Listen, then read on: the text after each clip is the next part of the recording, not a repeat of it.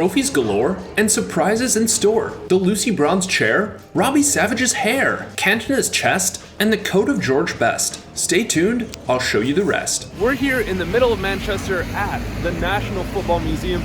This place is full of tons of treasures and relics from the history of football. Let's go inside and check it out. The term football heritage gets tossed around loosely these days, but this museum is chock full of it. Highlights of the GOATs live here. My video won't do it justice, but these trophies are amazing and just make you feel like a winner. Modern stars live fresh in our memory, but football has actually been around for many centuries, long before the game was televised around the world. Can you believe footballs used to look like this? If you want to feel for yourself what the evolution of footballs is like, this is the spot. The museum is quite interactive and has these types of exhibits to keep you on your toes. Explore facts and figures from most any club that's been in the Football League, like Villa record appearance holder Charlie Aitken, who just passed away. Rest in peace. You can make an etching of club badges or touch the plaque to play a different film. I messed up the mascot. You can play the penalty shootout challenge for £2, but I didn't have my kicking boots on today. And test your passing range here. Notes from the meeting establishing the laws of the game, and not a mention of VAR. The good old days. I really enjoyed the section about referees. Curious about the origin of red and yellow cards?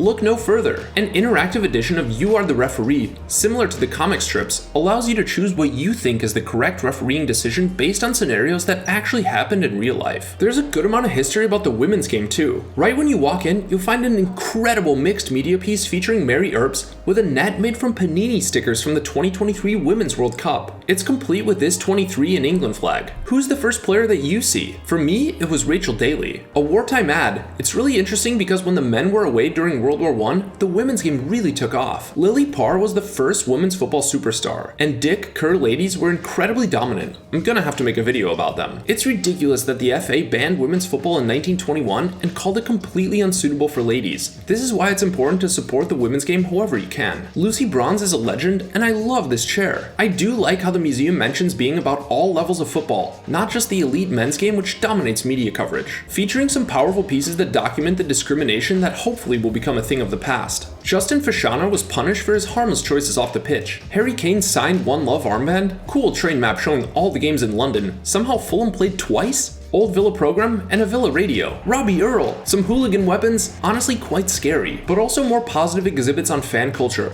like this display about what fans wore before replica kits were popularized. Patches are a big part of football culture, and I love how individualism can shine through. Jose Mourinho and Gary Lineker puppets, plus Jim White's signed yellow tie from transfer deadline day, and Robbie Savage's hair. Another one of these caricature puppet masks of Vinnie Jones. What a legend. Being in Manchester, it's gotta have George Best and David Beckham. Rashford 1, Boris 0. The inspirational Arthur Kinneard, who played in every position and 9 FA Cup finals. Some knee cartilage. This might be the craziest thing in the museum. There was a big exhibit on injuries and how player health and fitness has evolved. More medical equipment that physios use. And another interactive exhibit that allows you to explore common injuries. Of course, there were kits, an evolution of boots, gloves, and shin pads. Football is a game, but what about the games around the game? From tabletop board games to computer games and other types of toys, there's no lack of ancillary football-related entertainment in store. I'm serious, no cap. Score a goal however you like, on the table or on the sticks. Gaming was a big reason for my love of the sport, so seeing these titles from days gone by was special. There are so many ways to enjoy the beautiful game, and I think we all have our own unique way of connecting. Like this artwork of a crucified but triumphant Diego Maradona, surrounded by a casket-shaped outline that shows his eternal nature and victory over England. England and Brazil real estate and human rights. Some interesting England portraits done before the Euros. Eric Cantona probably ruled the Roman Empire in a previous life. Also, this Willy Wonka style elevator made me smile. Well, this museum was definitely a very interesting experience. There were so many things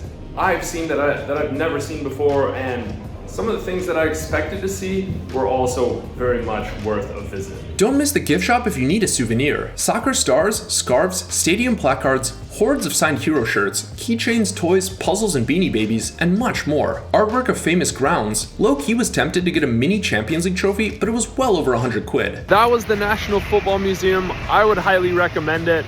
Spent about an hour and a half there. Could have spent 4 hours. There's a lot of stuff for people of all ages, kids, adults. It's very interactive.